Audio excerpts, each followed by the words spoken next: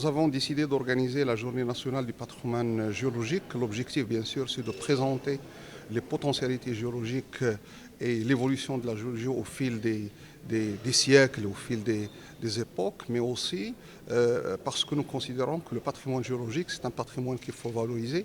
Donc c'est une culture, c'est un tourisme, c'est un potentiel qu'il faut promouvoir, et surtout chez les jeunes. C'est pourquoi nous avons décidé à ce que cette édition met l'accent sur l'éducation, sur la promotion, sur la sensibilisation et sur les jeunes en particulier.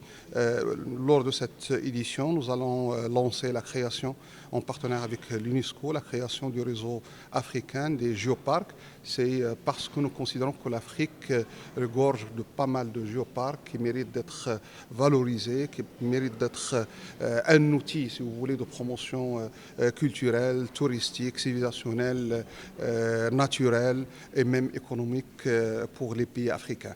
Donc c'est une édition qui est très riche, d'une part pour les jeunes, et d'autre part pour cette vocation africaine qui va être donnée à cette dynamique concernant les géoparcs.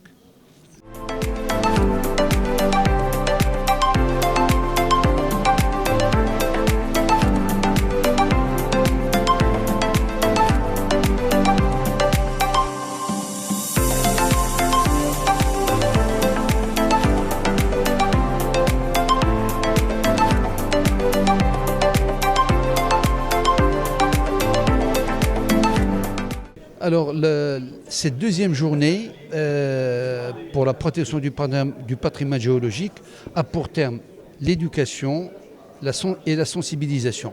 Nous avons constaté qu'il y avait un besoin et un déficit de connaissance de ces questions de patrimoine. D'ailleurs, nous nous trouvons aujourd'hui dans un haut lieu qui nous offre une véritable symbolique à cette thématique, qui est un musée.